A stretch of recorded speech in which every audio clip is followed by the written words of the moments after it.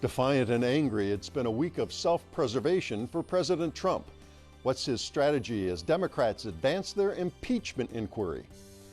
Fair pay to play. California's new law threatens the foundation of college sports. With athlete pay now on the horizon, will other states follow? And decision time for the Padres. The search is on for a new manager as ownership fumes over another disappointing season. I'm Mark Sauer. The KPBS Roundtable starts now.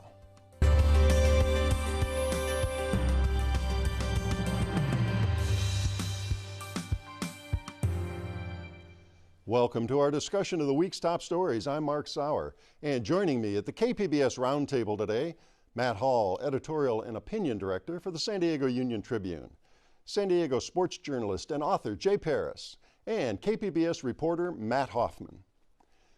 Well, it's been a wild ride since Speaker of the House Nancy Pelosi opened an impeachment inquiry into President Donald Trump. At the heart of it, alleged abuse of power by Trump for pressuring Ukraine's president over unfounded allegations against former Vice President Joe Biden and his son during a secret phone call, all revealed by a CIA whistleblower. That triggered an escalating accusations and name-calling and threats by Trump against the whistleblower, the Democratic chair overseeing the inquiry, Pelosi, and of course, the press. And Trump doubled down yesterday with Ukraine and China after claiming great financial leverage. Trump openly asked China to investigate the Bidens, claiming unsubstantiated wrongdoing. Here's some of that. China should start an investigation into the Bidens, because what happened in China is just about as bad as what happened with Ukraine. So I would say that President Zelensky, if it were me, I would recommend that they start an investigation into the Bidens, because nobody has any doubt that they weren't crooked. That was a crooked deal, 100%. And the Biden campaign's response, Trump made a, quote, grotesque choice of lies over truth and self over the country. Well, Matt Hall, start. The fur has not stopped flying here since this inquiry was launched. Start with that inquiry itself. Where are the Democrats right now? Well, this morning they were interviewing the Inspector General of the intelligence community. And what they're trying to do is create a record, right? They want to get a lot of testimony in. They want to look at some documents. They're subpoenaing records. They're trying to approach it methodically, which is what you need to do. The reality is impeachment is a political process and not a court process. So you're starting to see a lot of this spill into the media. And so buckle up, America, is the short version. Yeah, and it's hour to hour almost, as we've seen. It's happening so fast. Now, since Trump's transcript with Ukraine's president supports the whistleblower complaint, now the pleading with China to go ahead and do this investigation of Biden and his son, the facts really aren't in dispute. So Trump's new strategy, I mean, Washington was just stunned yesterday when he came out on the lawn and made that statement. Of course, we played a little of that at the top. His strategy now seems to say, I'm using my power to solicit foreigners to attack our political rival. What are you going to do about it? Yeah, I don't know if it makes too little of it, but it's almost like his approach was quid pro quo, no, and now it's quid pro quo, no problem. Right. Clearly what he said yesterday was not on a phone call that you have to rely on a rough transcript to document. He said it in front of a lot of cameras.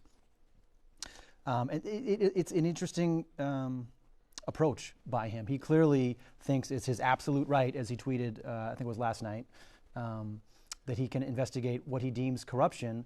The other side of this coin, though, is you have the head of the FEC saying that no one can solicit aid from a foreign national when it is to influence an election. So hopefully this impeachment proceedings, which we supported late last week as an editorial board, will get to the bottom of this. Now, so much to get to on this, but Trump wants to confront his accuser. The whistleblower's identity so far remains secret, other than he is a CIA analyst. Closed-door testimony expected from him, Adam Schiff, other Democratic chairman. They want those, as you say, close to Trump on the reported call to testify, but Secretary of State Mike Pompeo trying to block these depositions. What's the Democrats' response to this? Well, I think they're going to say that these documents and these folks need to testify, that the documents need to come to light, as they should. I mean, Pompeo will be called. He said that he was on the call, so... Yeah, after kind of dancing around that for a week. Yeah. So now he becomes a material witness, right? So that is all going to enter into this. And my advice to everyone is to take a breath. Let's all take a breath now. And read the documents that come out, the source documents. So read the 5-page rough transcript, read the 9-page whistleblower complaint, and then see what happens. And as we're talking about this, there's a whole process to whistleblowing. It's set into law, and the idea is you're going to have people come forth fearlessly and watchdog the government here. I want to play a clip here from Speaker Nancy Pelosi about the importance of protecting whistleblowers. Protecting whistleblowers who see wrongdoing of any kind in our government is essential. The president probably doesn't realize how dangerous his statements are when he says he wants to expose who the whistleblower is and those who may have given the whistleblower that information. All right, and the danger she's referencing there, as he said, he's using the word spy, traitor, which is a very serious charge here. And there's been a lot of concern about that in terms of this whistleblower. He wants to confront the whistleblower, which goes completely in the face of this law protecting, right? Yeah, I mean, look, whistleblowers have been around for a long, long time. They bring to light wrongdoing. Whether that happens here, we'll see. It seems that the Democrats have enough votes to impeach. Whether the Senate convicts is a whole other issue. You had 2 senators just within the last 10, 12 hours come out and say some harsh things about the president and what he's been doing, especially with his comments about China. Yeah, that was the point I wanted to bring that up. You haven't heard a lot from Republicans, but you did get Romney from Utah, of course, a former presidential candidate, and Ben Sass from Nebraska, right? Yeah, and Romney, a La Jolla resident as well, right. lest we forget. That's true, that's right. He's got the elevators so out there. Those are 2 who have said something. I mean, we'll see what happens. A lot of Republicans aren't even returning phone calls from news organizations who want to get them on record on this. And I think the news organizations are within their rights to press Republicans and Democrats alike and say, what do you think about this? This is a moment where it's a bridge too far and people need to get on record on whether they think it's acceptable for the president to do this or not. Yeah, Romney said it's appalling and wrong. That's the strongest words we've heard from him. All right, you've segued nicely into our discussion on the press here. Trump has, of course, gone after the press since before the election and quite constantly since then. But again, this week, along with everything else, it's come into sharp relief. Everything's on steroids this week, it seems. Explain what he's been saying about the press in terms of reporting about this impeachment inquiry. Well, I think his narrative is that you can't trust the press. And I do think the press has a fine line to walk when we're relying on anonymous sources, which are problematic in and of themselves, especially in a kind of an incendiary atmosphere like this. So that's why I tell people, be skeptical when you read an anonymous source. Look at the source documents themselves. Draw your own conclusions, right? Look at other sources in that story and keep it in context. Maybe read other news outlets too, you know. I think, though, it's incumbent on journalists to get to the bottom of the truth and share facts and facts only. We asked our readers this week, should the president be impeached for his behavior? And we got a lot of responses, and we went through and edited those, sometimes more so than we would have, because I don't want inaccuracies floating around, and there are a lot of things that need to be fact-checked, and you need to ensure that the facts are what is in circulation. Right. Matt Hoffman? And then when we talk about the identity of the whistleblower, I mean, is there any doubt that we don't think the White House knows? I mean, it sounds like it was somebody who was very close to the White House, potentially listening to that phone call. Trump has said he in press conferences. And then if they do know who it is, I know they talked about protections for the whistleblower. What could the White House do if they knew who it was? Yeah, good question. And I would just ask another question, which is, let's not jump to conclusions about who that whistleblower is. Right. We've only reported in our editorials that the whistleblower was a member of the intelligence community. Haven't even said that it's an CIA staffer. because, again, until the whistleblower comes forward and you know who he or she is. Right. I think it's been established it's a he. True. But I'm saying, But in the spirit of protecting him, right? It's very interesting how you see some news organizations putting a lot of information out there in terms of who this guy is, and people are saying, whoa, whoa, whoa, whoa, whoa, this is going to make him easily identifiable, or he or she. And the New York Times actually did a sidebar on why they gave so much information about that, because it's so sensitive. I want to shift a little bit here. Leading candidate for the presidential Democratic nomination, Massachusetts Senator Elizabeth Warren, rally in San Diego before reported 8,500 people last night. She mentioned Trump once in response to a questioner, but she basically gave her stump speech. Basically was, if I'm elected, here's my policies, here's how I see the problems, here's how I want to fix them. But is she benefiting politically? We not only have Trump's attacks on Biden and whatever effect that might have, we had heart procedure this week with Bernie Sanders, another leading contender. Yeah, I mean, I think credit where credit's due. Elizabeth Warren is running a good campaign, full stop, and that she should get credit for that. And it's clearly a political decision that she only mentioned Trump the one time. Whether Bernie's health condition or Biden and Trump's kind of back and forth affects her or not, clearly it probably does. But I don't want to sell short the campaign that she's run, and she's had some great successes. Getting 8,500 people, assuming that number is correct, to hang out in downtown San Diego on a Thursday night, it ain't an easy thing to do. All right, we're just about out of time on this. We could do the whole hour, but we got other topics to get to. We didn't even get to the moats and the alligators and the snakes and shooting migrants in the legs. We'll save that for another show. That's the kind of week it's been, though. All right, we are going to move on. College football season is in full swing, and that means the cash registers are ringing at universities across the land, from sales of tickets and team merchandise and massive TV contracts. But what do the students fighting it out on the field get? A stipend, a scholarship, little else. But that's about to change, in California at least. So, Matt Hoffman, big story this week. Explain this new law signed into law in California by the Governor Gavin Newsom. Yeah, we're talking about the Fair Play to Pay Act, which sounds like universities giving money to students, but what we're really talking about is students being able to go out there, sell their likeness, use their image to basically sign endorsement deals, which is something that obviously goes against NCAA rules. Now, what are some of the ways that that players can cash in on this? Right. I think some of the most obvious ones you think of like clothing deals, sneaker deals, but there's other things. We talked to some marketing pros that say, smaller schools, there could be like car dealerships. It could be like pizza places just trying to get guys out there. Because you got to remember, I mean, how many college athletes can people name off the top of their heads that are really marketable? A lot of people think that only a very small number of athletes are actually going to benefit from this. But like you say, if you can go out and do an autograph signing at a bookstore for $500, that's $500 you didn't have before. And they're not, as you said, they're not paying them outright as professional players are paid. Right, yeah. I mean, and the university, it's interesting.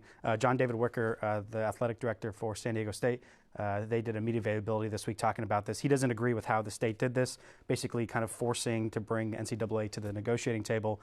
He does think that there's a middle ground somewhere that they can be compensated. But he pointed out, look, a lot of these guys, especially the bigger names, they're getting full ride scholarships, they're getting their housing paid for, they're getting their food paid for. So he thinks that to say that they don't compensate them in some way is very unfair. But the NCAA, they're not crazy about this idea at all, right? No, the NCAA is not crazy about this. They actually sent a letter in September to Governor Newsom when this had passed, this assembly in the Senate, saying they used the word unconstitutional, which I'm not a lawyer, but that sounds like lawsuit to me. And basically they say that this kind of blurs the line between professional to collegiate sports now. And they say that it would give an unfair advantage to schools. I mean, why should somebody go play for Florida when they can go to UCLA where they can make potentially hundreds of thousands, millions of dollars? And they have said that it could bar schools from competing in NCAA competitions.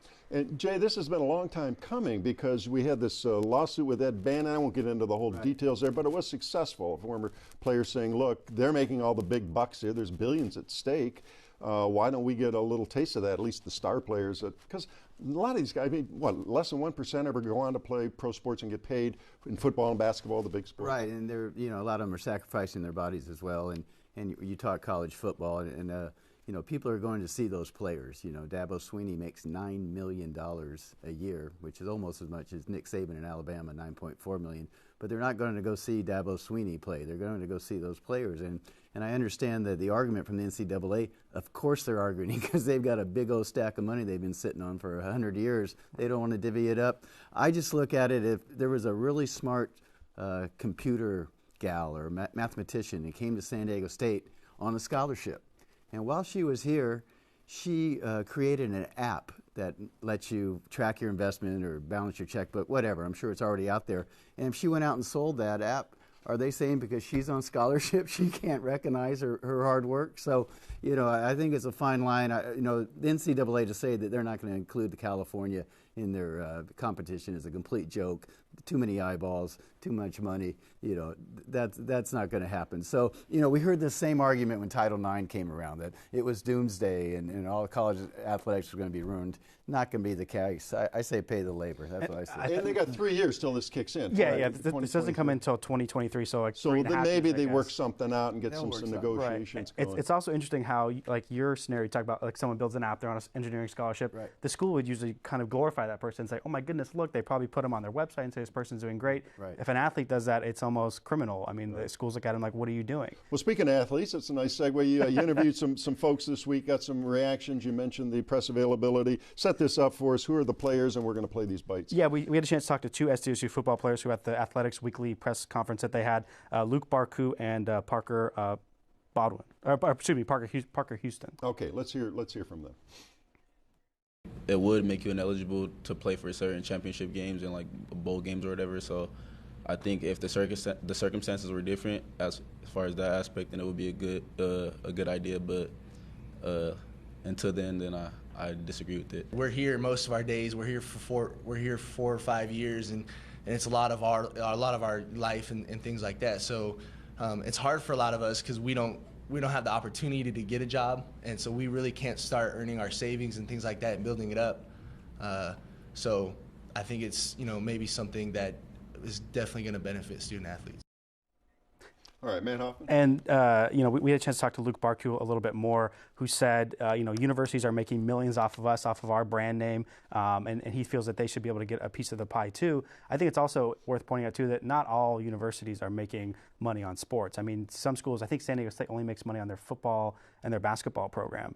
So to say that universities are making billions, yeah, sure, there's some making billions, but not all universities are cashing in on athletics. And those are the big two, right? Jay, you've got football and basketball. Yeah. Those are the ones that are really attracting the eyeballs and the money. Yeah, but the ROI, if you will, the return on investment, maybe those 2 sports are making it at San Diego State, making money, but that brand is getting out there. Right. We just look at what Steve Fisher did when he resurrected this basketball program, right. and look at the number of applicants at San Diego State, and it was a dramatic spike. So that all filters down. That's all part of the pie. And, there's a change in the air, and I think you're on the wrong side of history. I mean, even when you talk about SDSU, I mean, like, who's the running back? Donnell Pumphrey. Right. They had huge banners of him all over the place, billboards saying Heisman, Heisman. I mean, they got him printed all over the schedule. So to say that they're not using their brand now. To market like that. Yeah, I mean, they're using their brand to market and sell tickets. All right, a couple seconds left. It was overwhelming in the California legislature. Other states going to take this up? I mean, this is going to spread across the country. California lead the way as we do in so many things. I think there's like 10 states looking at it right now. There's even congressmen that are looking at it in Congress. So it's definitely going to spread. I mean, realistically here, the NCAA is not going to probably kick California schools out of the NCAA, and to have a rule just in California by 2023 and not anywhere else is probably very unrealistic. Doesn't make sense. All right, we're out of time, but we'll be watching this one. It's going to be interesting as it moves along. Well, the baseball playoffs are here, and the San Diego Padres players are going to be watching right along with the rest of us. Following another dismal season, changes are once again in the wind. And Jay, tell us just how bad it was there. We were okay at the All-Star break, weren't we? Yeah, the Midsummer Classic was the mid-season dream. The second half didn't go as planned. The nightmare came. It did come. They were playing 500 ball, and they pretty much fell off the cliff from there. 9th straight losing season. 10 out of the last 11 seasons they've been on the wrong side of the ledger, and here we go again. They're looking for somebody to stand on that top step of the dugout, and the managerial search goes on. Well, before we get into the darkness of it all, give us a few of the bright spots there at the All-Star game. I mean, they were 500, were winning as much as they were losing. They had some stars coming in. Right. The big spotlight hits Fernando Tatis, the shortstop, 20 years old, and just an electrifying player with defense and bat. And puts fannies in the seats. You'll come out to see that. That's player. Right. You don't go get a hot dog when he's up, or a fish taco now at a Padre game. So Tatis was really something, and Machado, You know, some people The didn't $30 million man, Manny $30 million Machado. man. You know, some people didn't like his lackadaisical effort and some points, but the guy can hit and he produces, and he's a gem in the outfield. And Chris Paddock, the big right-hander, he was fun to watch. And Kirby Yates was their all-star out of the bullpen. So there were some pieces there. They were hitting some home runs. Hunter Renfroe had a big year, over 30 home runs. So there was some. It was enough to tune in, but not enough to win enough ball games. And then manager Andy Green got fired before it all ended. Right, about a week or so to go, he was let go. He was let go with $2.5 million, which isn't a bad parachute. But here we go again. The Padres looking for that magic touch. They've gone with a guy who's never managed before, all the way back to 1998 with Jack McKeon, and Andy Green was his first go around as well. So we'll see what direction they'll go. It looks like they're going to go with an experienced guy this time. And there's several candidates out there, and we're not a sports show here, right. but I mean, there's some promising folks who could come in, take a rebuilding team, and maybe have some success. A couple of the big names. Joe Madden, just released by the Chicago Cubs. He certainly has a pedigree. And Buck Showalter, I'd keep an eye on him. He's been around a couple teams. He has a lot of folks have seen him on TV. He's been a sportscaster. And that connection. Really, the hot seat is on A.J. Preller here, the general manager, who's proven he can build a good farm system, has yet to prove he can build a major league roster. He was with him in Texas. He was also Manny Machado's only manager in Baltimore. That's worth watching. Now, I will say, in the Padres' defense, they're not really sugarcoating this. You got Ron Fowler. Tell us about him. Padres executive chairman, and he unloaded before a group of fans, and he's just not shy about saying, look, this is bad. Yeah, the Sultan of Suds, we like to call him, Ron Fowler, and really carrying on that tradition of Padres executives letting the players have it. We go back to Ray Kroc saying he grabbed the microphone and said he'd never seen such stupid ball playing in all his life. Which you got fined for. Yes, he did. The late owner. Yeah. And then Chubb Feeney, the president, who flipped off the fans at one point during a game. So Ron's very successful, and he's almost as much a fan as he is a businessman. You know, he's a senior citizen. Well, he's getting the senior citizen discount. He wants to win right now. You know, he's the heck with his plan. So, you know, they've said 2020. They've said 2020, and that's just not good vision. That's when they want to compete. Well, looky here, it's right around the corner, and coming off a dismal season, they got to get busy in a hurry. Now, this is a subsidized stadium. Here we were Right. talking before we went on the air. Here is a good story to be done. I wish I had the facts. I don't, but every year the taxpayers of San Diego still subsidize that stadium. They promised when we had the vote way back in '98, oh my goodness, we're going to get good teams in here. The prices will be more, but we'll have a better. And now, as you say, you know, 9 out of 10 years losing seasons. Yeah, it's one after another, and that's really the shame in it, because San Diego is such a baseball hotbed. Yeah, attendance hasn't fallen off. Yeah, attendance is fine, and the out-of-towners come in, and really it's ranked among the top, if not the top stadium in a lot of the surveys or polls. So it's a great place. Great experience to go to the ball game. It is fun getting something to eat, you know, walking around. If you don't watch what's going on in the field in the second half. Sometimes that's background music, what's happening on the field. We're trying to change that, so you turn around and watch what is happening. But you're right, you know, Mark, that's how it was sold, that with this extra revenue stream that we would have free agents, we would be competitive. That's yet to happen. Matt Hoffman. And I know in years past, a lot of people talked about, you know, there's not a lot of top-tier talent in San Diego. Ownership went out. They got Manny Machado. I mean, what's the rub now? I mean, is it management? The rub is there's a team 100 miles to the north, the L.A. Dodgers, who are winning 106 games, you know, led by our old buddy Dave Roberts from Cardiff, and a former Padre coach. But you can't talk out of both sides of your mouth. You can't play the small market crowd. Small market card when you've given Manny Machado, Eric Hosmer, and Will Myers over $500 million. That's just 3 players. So and that's over time, we should say. Yes, it is. Yeah, that's not one season. And we should also note that the Oakland A's and the Tampa Bay Rays, you know, hardly the blue bloods of baseball, just got done playing in a playoff game. So it can happen. It's all about spending that money wisely more than how much you spend. Moneyball's an old book. Yeah, Right? yeah, that's right. It has been. Well, I will say, 2020, the Browns coming, right? The Browns coming, so you know, something to look forward to. That's something to look forward Come on, to. I'm not even joking. I'm excited. The Browns We're talking about the brown uniforms, where Steve Garvey, when he came here as a big bonus signing, famously in '82, he went back to Dodger Stadium. One of his teammates said, he said, "You look like a taco." I mean, Yeah, that's right. the Browns. Some of us love them, some of us don't. Eh? Right, but they're distinctive, and you see that brown uniform, you know it's the San Diego Padres. What they want to have happen is when you see the National League standings and look at last place, you don't see the San Diego Padres. Yeah, uniform only goes so far at That's that. right. I did want to ask you, the Chargers left, talked about that a lot on this show. Some observers said, hey, the Padres are going to benefit because they're the only big league team in town left anymore. Has that happened at all? I mean, as we say, attendance is still there. Yeah, attendance is up, and I think it's that underlining, wealth of enthusiasm is just ready to break out, and they just got to show a better product, and they got to be competitive, and their season can't be over by August and September. They got to play meaningful games late in the year. And they benefit from the out of town. Here's our big Red Sox fan here, and you went to all 3 Red Sox games. World Series champion Red Sox. Thank you. Yeah, for another. at least another let's check your watch on that one. But a lot of fans from out of town. The Cubs come in. All sorts of players. The Giants, the Dodgers. Sure. But Jay's right. It's not the best ballpark in baseball. I know what that one is. But Petco is a great experience. Whether you're eating a fish taco or a hot dog, it's a fun place to go. Obviously, a team with 90 wins is going to be more fun. But eventually, fans want to see a winner, right? I mean, come on. Well, that's the bottom line. Eventually, we're almost out of time, but I mean, they got to put some players on the field and some wins on the board. Yeah, as we say, it was 92 in San Diego the other day. That was the Padre losses, not the temperature. Okay, we're going to leave you with that. Great last word. Thank you very much. It was a good show. That wraps up another week of stories at the KPBS Roundtable. I'd like to thank my guests, Matt Hall of the San Diego Union Tribune, sports writer and author Jay Paris, and Matt Hoffman of KPBS News. And a reminder, all the stories we discussed today are available on our website, kpbs.org. I'm Mark Sauer. Thanks for joining us today, and join us again next Friday on the Roundtable.